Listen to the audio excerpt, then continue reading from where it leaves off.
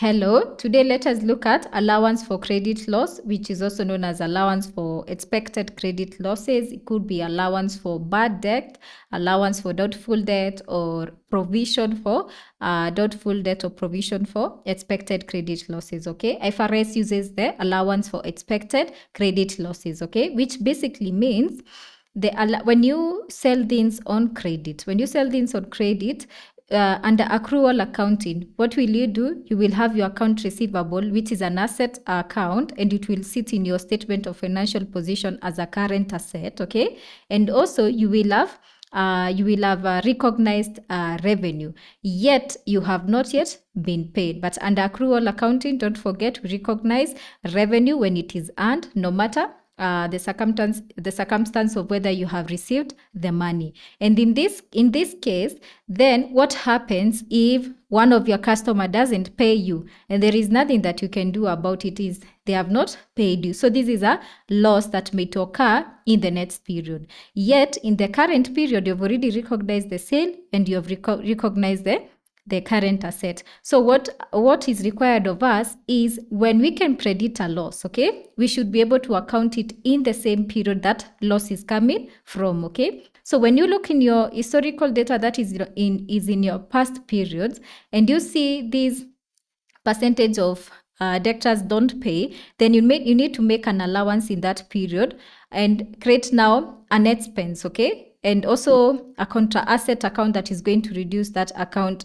receivable, and also a credit loss expense account that is going to reduce your sales in case it happens, okay? So it is basically an allowance or providing for what may not be paid that is recorded in your account receivables for a certain period okay? So let us look at this question where we are told Magdalene started a business on 1st January 2022. During the 3 years of trading, which ended 31st December 2022, 31st December 2023, and 31st December 2024, the following debts were written off to the account for credit loss on dates shown below, okay? And we have here year 2022, we have year 2023, okay? Where these are the bad debts, okay? These are the bad debts written off, and we have year 2024 bad debts that were written off, okay? Then we've been given additional information where we are told on 31st December 2022, the accounts receivable amounted to these 14,560,000, and management decided to make an allowance for credit loss of 3%. And for year ended 31st December 2023, the account receivable was 16,240,000, and the allowance was decided to be 5%. And for 31st December 2024, the receivables was 15,380,000, and allowance for credit loss of 5% was agreed on, okay? So we have been asked to prepare or create the allowance, to show the allowance for credit loss account for the 3 years. So we want to look at how does the allowance for credit loss account at the end of each year look like, okay? So let us start with year 2022, okay? For year 2022, you can see the business started on 1st January 2022, and during the period on date 30th June 2022 and 31st January 2022, these two dates were written off. Remember, on our additional information, it is only at the end of the year that Magdalene made an allowance for credit loss of 3%. So at the beginning of the year, Magdalene had not yet made an allowance. So these two bad debts were written off directly to the P&L, okay? I'm going to explain that in the next question, okay? Because when we have created allowance, we reduce the allowance, okay? When we are writing off the bad debt. But if there was none at the beginning of the period, meaning what happened here is Magdalene debited the credit loss expense account and directly credited the account receivable, okay? So you're going to see how these works in the second question. But for the first, that as at 31st December 2022, Magdalene is now expected to prepare to have an allowance for credit loss of 3% of 14 million. Okay, so let us first calculate that. So we have 3%. So we're going to have 3% of 14,560,000, okay, which is going to give us 436,800, okay. So this is the allowance that is expected as at 31st December 2022. So okay, so let us look at how this account looks like. Let us look at how this account, the account allowance for allowance, let's write it here. This is the allowance for credit loss account. That is the contra asset account. How does it look like as at 31st December 2022? So I'm just drawing a T account here, representation. Okay, we see how will the balance look like as at year end. Okay, so remember, when we're doing this, first you need to understand the journals we pass so that we do this, we have these, we record this. We usually come as at year end, we usually come and debit, the credit loss expense, okay? We debit the credit loss expense, and then we credit the allowance for credit loss, which is now the contra asset account, which reduces the account receivable, okay? So here we credit. That is why we are going to have, at the beginning of the year, we didn't have anything, so we have our balance brought forward of 0, and then we are going to do we are going to pass a credit because this is credit and this other side is debit.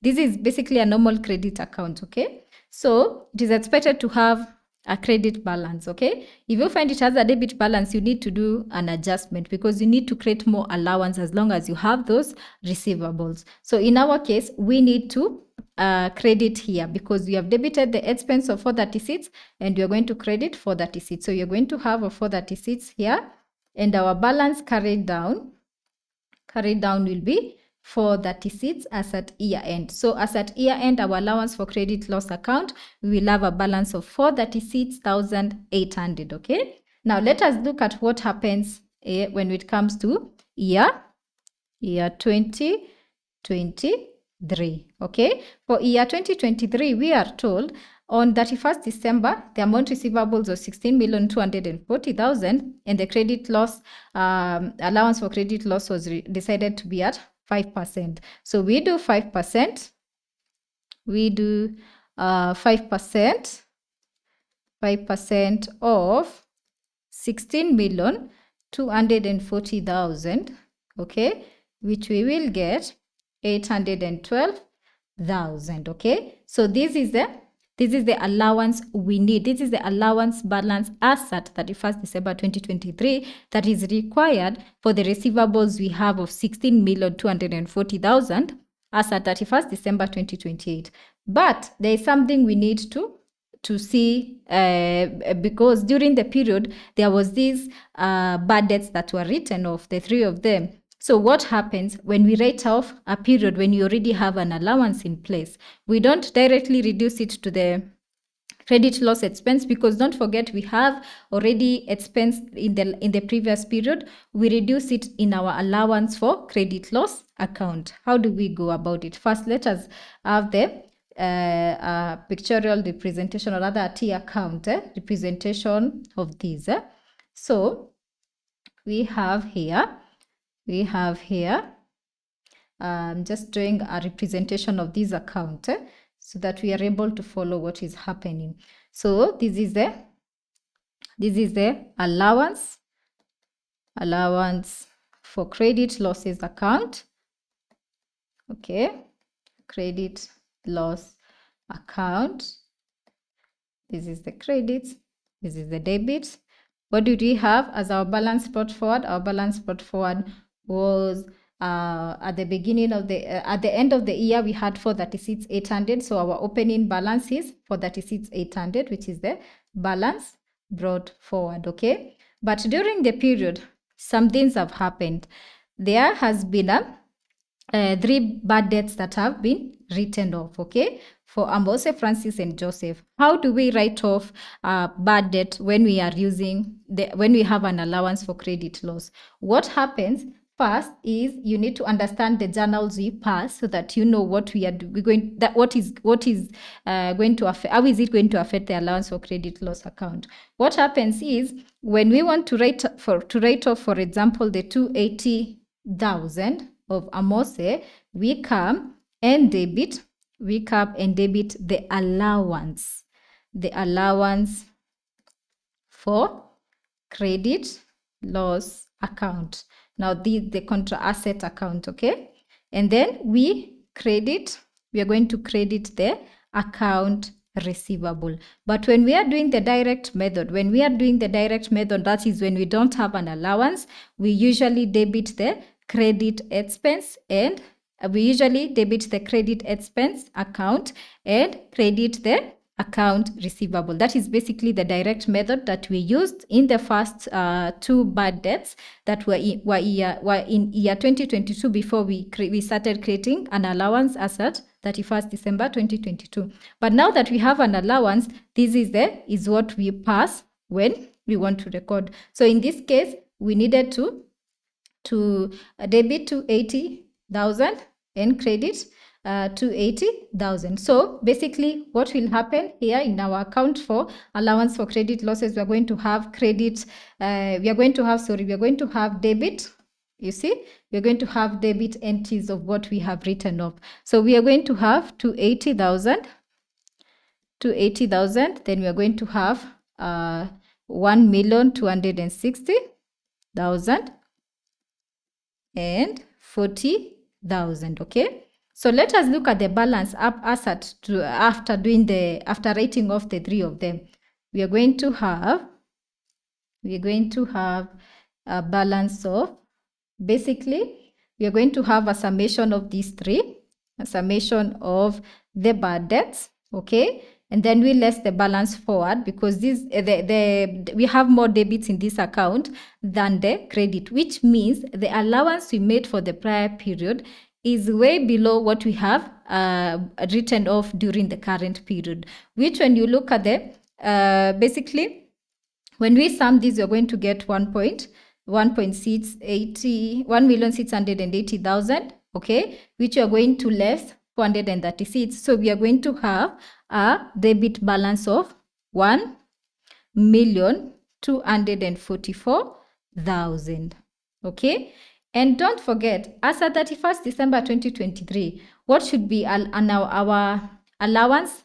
812,000, which is a credit balance, because this contra asset account is a normal credit account, because it is one that is supposed to be reducing the account receivables. Because if your account receivables is 200,000 and your contra asset, that is your allowance for credit losses, has a balance of 10,000, it means we will be reducing your trade receivables by 10,000. Okay, so this one is a contra asset account. It has a normal credit balance because it's supposed to be reducing the account receivable or trade receivables, which usually has a debit balance. Okay, so in this case, we need, as at year end, we need to have a balance of, as per what management decided, we need to have a balance of 812,000 because they decided at a rate of 5%. Okay, so we need to have 812,000. So what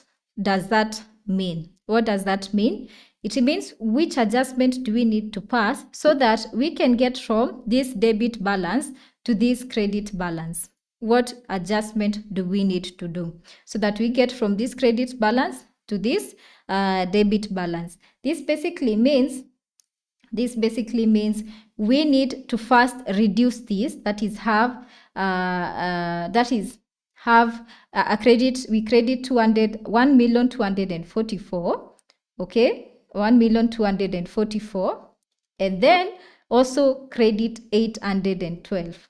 You will find this is going to cause the balance as at 31st December 2023 to be 812, because this is going to cancel out, okay? And then you're going to have 812, okay? Yeah, but meaning in this period, you are required to do what? To pass. What is the journal that you're required to pass here? It is basically 1,244,000, 1,244,000 plus 812. You're going to have 2,256,000. So during this period, yes, the balance will be 812 at the end of 31st December 2023, but the journal you shall pass to create this effect is debit. You're going to debit credit loss expense of an amount 2,056,000, okay? And we are going to credit now the allowance for credit loss. An amount of 2,056,000, okay? So to be able to create the effect of having the balance of 812,000, this is what we are going to pass. Don't forget, this is going to be an expense in the P&L, that is in your profit or loss statement, and this is going to be in a case here, we are going, because when it comes to the statement of financial position, this is what is going to reduce your trade receivables, okay? Because we are looking at the balances when it comes to the balance sheet, okay? So we'll have whatever your trade receivables, which were 16,240,000, we will be reducing them by 812,000, okay? Now let us look at year 3. Let us look at year 3, which is year ended 2024. Okay. At first, let us calculate. We have been told on 31st December 2024, the account receivable amounted to this 15,380,000, and the credit loss was at 5%. So basically, that is 5% of 15,380,000, which is going to give us 769,000. So our balance in that account as at 31st December 2024, it needs to be 769,000. Okay. Now let us do a pictorial representation of the account again. So this is how it's going to be. So we have here, we have allowance. We have the allowance for credit loss account, okay? Then we have this, where we have the debits and credits. We have the debits and credits. We have the debits and credits here, and our balance brought forward is in the previous period is 812,000, okay? 812,000.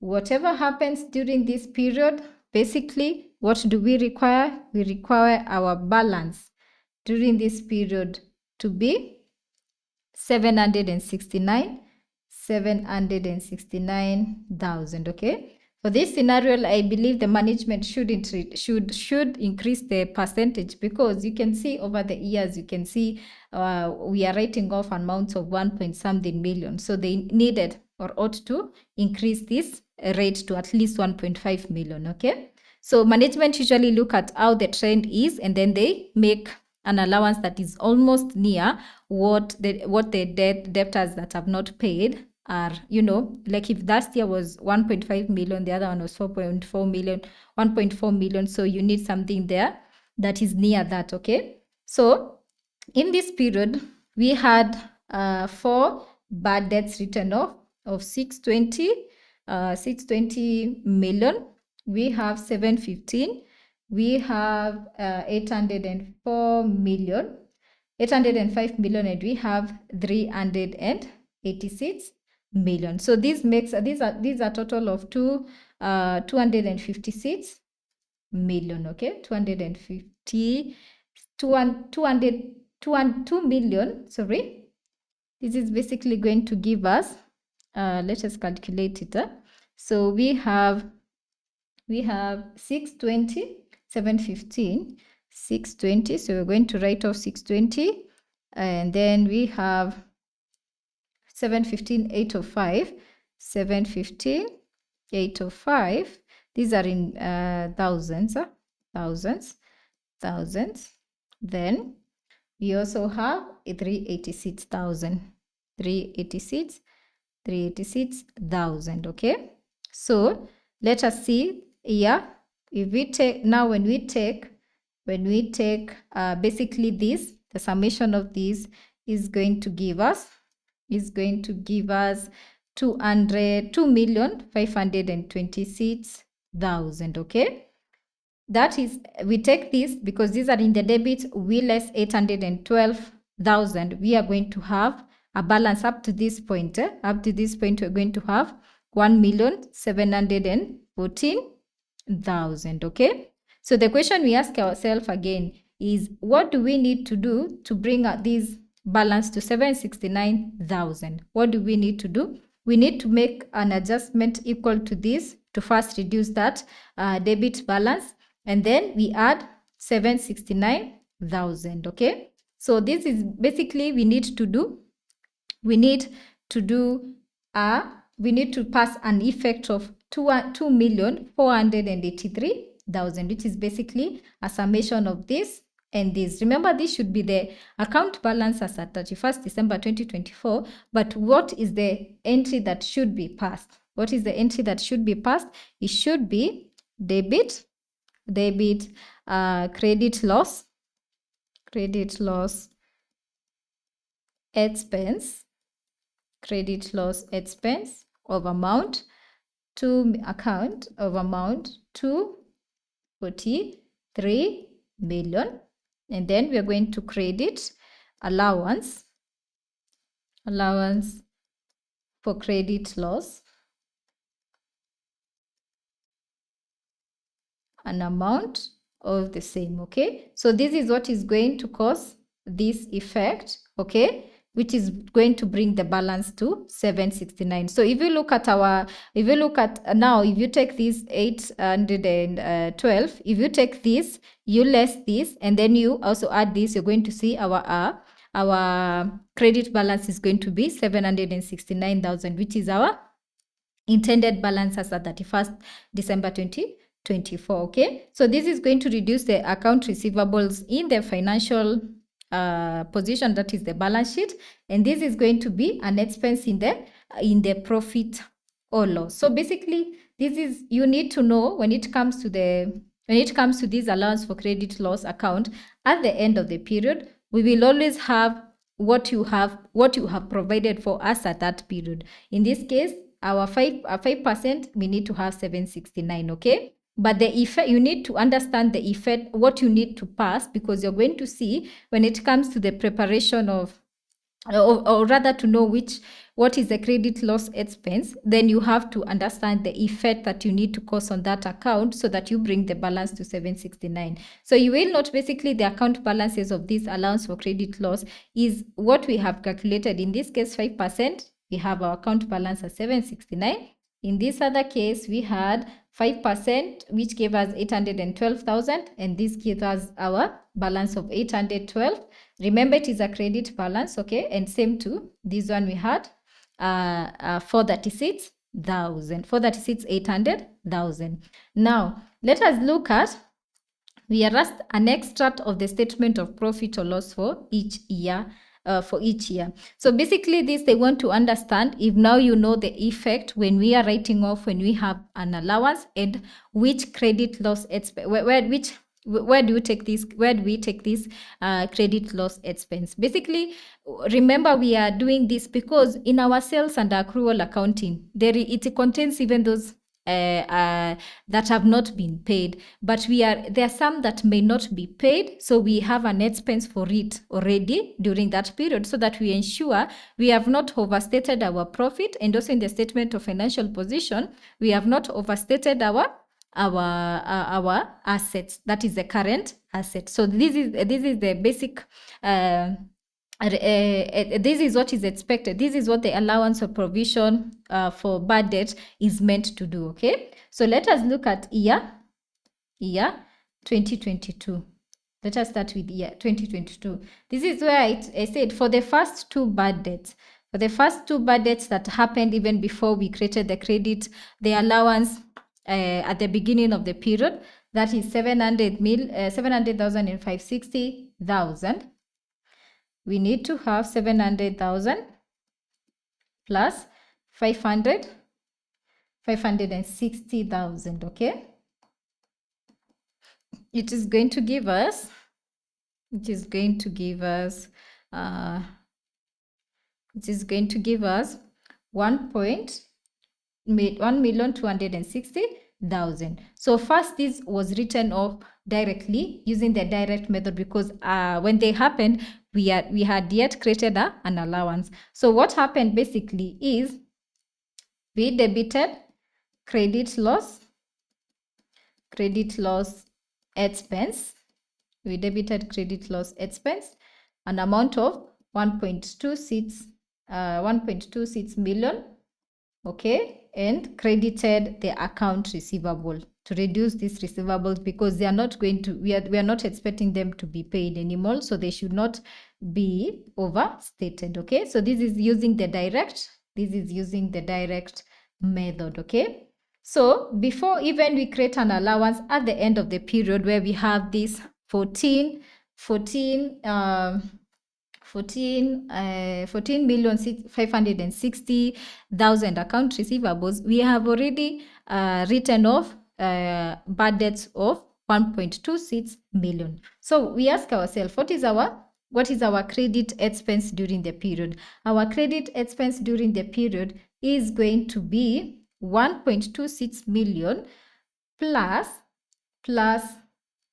the so plus the plus the 436,800. Why? When we are passing this, remember I said when we are passing this to get 436,800, you debit credit loss expense, then you credit the allowance for credit loss. So basically, the expense that need to come in the period 2022, it should be, because they already bad debt expense that we had written off using the direct method, and then we add what we have created by creating an allowance, which is 436,800, which is going to give us basically 1,686,000. So what does this question want to know? They want to know if you will know how to take this expense to the statement of profit or loss. Okay, so here we're going to have, and the profit or loss, we usually have the revenues, then we have where we have the administrative expenses. Okay, so in one of the items that need to be under the administrative expenses is, it could be administrative, it depends also with the nature of the business, actually operating or administrative, depending on what they are doing. You're going to see, we will need to list here a credit loss expense. Actually, it's supposed to be under operating, yes, credit loss, which is the same as administrative. So we need to come and put credit loss expense, an amount of 1.696. Remember, when it comes to the statement of profit loss, we are usually lessing the credit loss expense. That is why it is represented like that, to show that this is an amount that should be reduced and should be part of our extract in the statement of financial position.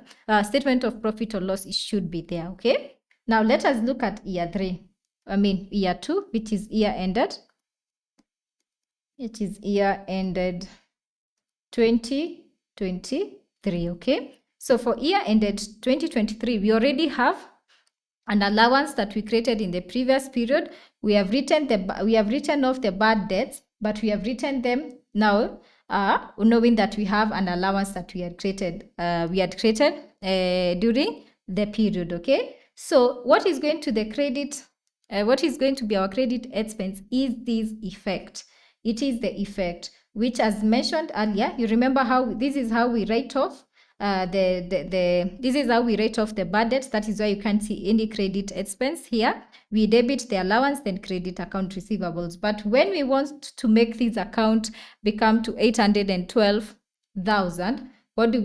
We debit credit loss expense of this 2,566,000 and credit now 2,056,000 here, which is going to give us 812,000. Okay, so our credit loss expense during year 2022 is basically 2,056,000. So again, we come here, right?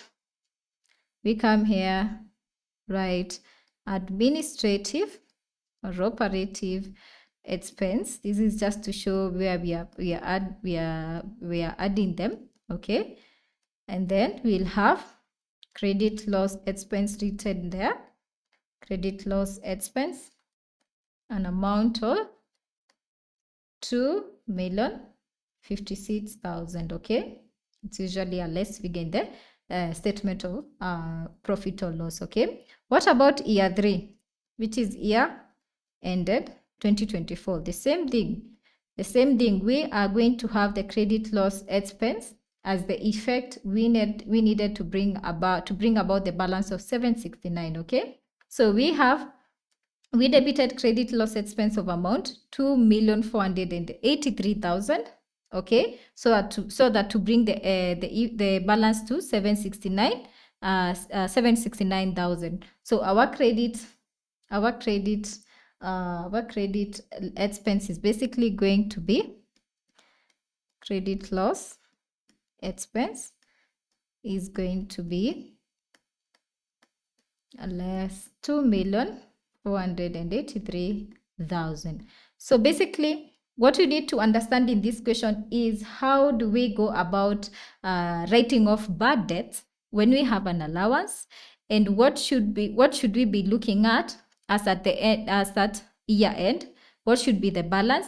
And to know that this one, if you are asked to now give an extract of the statement of financial position, you will have the trade receivables listed here. Let's say, for example, you have your account receivables, this amount. Okay, then you will have the allowance, okay, to reduce here. So we are going to have, in this case, here 769, okay, to show that this is going to reduce this figure. Okay, so that is a statement of financial position, and that is now this is what happens when we on the statement of profit or loss. Okay, so that's basically how we calculate this allowance.